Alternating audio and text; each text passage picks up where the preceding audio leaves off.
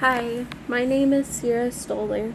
I first went into foster care when I was 8, although CPS was in and out of my life until I was 8. The first foster home I went to, well, it was okay, but since my issues were so severe, I was only there for about 9 months. While I was there, I was abused by the older girls. I would cry every night because I missed my mom, I missed my dad, I missed my brothers and sisters. I basically raised them. I have 4 little brothers and 2 little sisters. The first day I went into foster care kind of happened out of nowhere. My parents went to court and I was 8, and well, my grandparents just showed up and they said, "You have 5 minutes to get what you can and leave." So all 8 of us packed into a tiny truck that only seated 3 people. I was the oldest, so I told my siblings, I knew what was going on, but I told them it's okay, don't worry about it, it's fine. We had nothing. We had no shoes. I remember I was wearing just basketball shorts, and that's it. Whenever we got to the caseworker's office, it was right around the corner. And we showed up, and there were about, I think, 5 different CPS cars. It was really hard for me because I figured, hey, someone's gonna be separated. Well, I was holding my 2 little brothers, one in each arm, and I remember I was getting bitten by fire ants, and I just stood there and acted like nothing was bothering me. First, they put my 2 sisters in a car together. Then the oldest of my 2 brothers in a car together. Then they came and grabbed my brothers from my arms and put them in a different car. I started crying immediately. I didn't know what was happening. Well, then they put me in a different car and they took me to a home right around the corner. It was great whenever I got there. The older girls lent me clothes I could wear. I loved it. I had a pet fish, which I've never had before, and I loved it. It was amazing. But slowly, the foster mom couldn't stop the girls from abusing me, and it got really severe. It was really bad. I was having nightmares. I was having night terrors, and it was awful. I remember she didn't even tell me I was leaving. She just dropped me off at an office about 9 months later. And from there, I cried because I felt like I would never be loved again. From there, I go to foster home 2 in Manor, Texas. And it was great at first, but the lady I was with, she was very racist. She would yell at me and hit me and force me to eat stuff that made me sick, and it was bad. She made me, if I threw up anything, she would try to force me to eat that. It was bad. And whenever I was in the shower for too long or too short, she would go in there and just beat me and do awful things to me. And then once all the other foster kids from her home had moved, it was just me and her. And she told me that she would not adopt me, but she wanted to make sure she still got the money. So in order to save money, she wanted to move to a rundown apartment. There were roaches everywhere. It was awful. And on my birthday, my 10th birthday, she started hitting me and hurting me, calling me all these names because my caseworker had bought me a new swimsuit for my birthday. Well, from there, I went and stayed with my brother's adoption parents, the younger boys. I stayed with their adoption parents for about a month, and then my adoption mom came into the picture.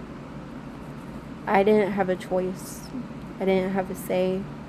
They were just kind of like, hey, this is your new mom. And I just rolled with it. Well, later I found out that my adoption mom that adopted me, she got me arrested 6 times from the age of 11 to the age of 14. She figured out that if she said I had hurt her in any type of way, that it would get me arrested. And I always went back home a week later, and finally they put me in an RTC.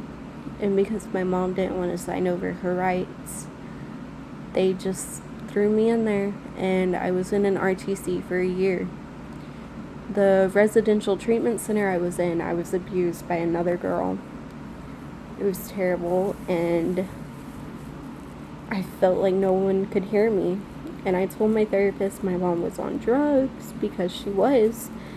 And my mom told him so many things, and he told me that I was just lying about it. Well, right before I left, she finally owned up to it, and it was too late. They couldn't do anything about it. Well, then I go home for about 3 months. And then I was at a day camp, and next thing you know, my mom's picking me up, we go out and get food, and then she drops me off at the CPS office, tells me my caseworker wants to talk to me real quick. While I was locked in the back room, come to find out my mom had dropped off some of my stuff and left. I was pissed. I went off. I felt so lost. And I got taken to a shelter. From the shelter, I went to another residential treatment center called Devereaux. At Devereaux, I was abused by the staff several times, and there were no cameras to prove it. From there, I stopped several fights because the staff didn't want to. Then I went to another residential treatment center in Houston. It was kind of like a home, and the staff there were very, very bad also. They just made our life a living hell. Whenever I told them I needed help, they just refused. Finally, I went to another foster home, and I loved it at first. I did. I felt like I was loved. I felt like that would be my new family. But then they told me they weren't ready to adopt me yet, that they were trying to raise my level of care more. They told me it wouldn't look bad on me. They would just be able to help me more. Come to find out, they were getting more money the higher my level of care was. It got to the point where the mom tried saying I was schizophrenic and all these other things, to where when she would hit me and abuse me, no one would believe me at all. Well, it went on like that for about, a little over a year. Then I got tired of it, and I went to school, and I took some of my things, and I reported it. And no one believed me, but they moved me homes. And I felt so lost. I had nightmares for years, a little over a year, of that home, of how they hurt me, of so many things they did wrong to me. Then I went to another foster home, and the foster home I was at, it was great. I loved it. But I started skipping school because I wasn't learning anything at all, and I felt lost. I felt like nobody really cared anymore. So I ended up going to another shelter. The shelter I was at was in Lomita, Texas, and it was awful. I mean, it was awful. There were fights every day. I was living with 17 other girls, and we all shared 2 bathrooms, and there were only several rooms, and it was awful. And I was there for a little over 3 months, and I prayed every single week during Bible study that they would find me a better placement, good for me. And they did. And it's called the Settlement Home, and it's amazing. I'm in the Colony Creek home, and they're great. I love it. It's amazing. They treat me like an actual human, and it's awesome. They help me with anything I need help with, and I just turned 18 last week, and they've been so supported. I chose extended foster care, and it's been a journey, guys. And I mean, if you want to know anything else, more details or anything, just comment below and I'll let you know. Or I can make another video. I know this video is kind of lame right now. It's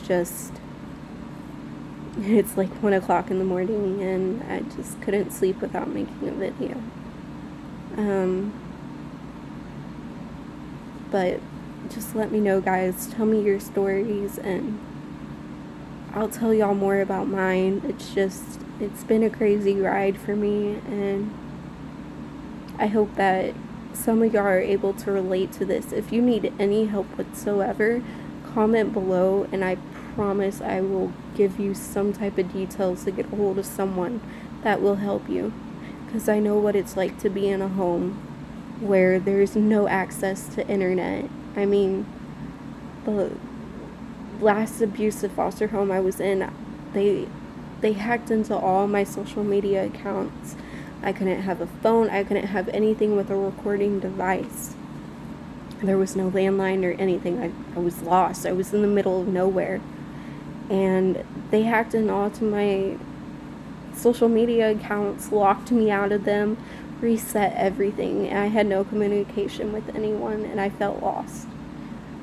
But if you're at school, you can find ways. Trust me.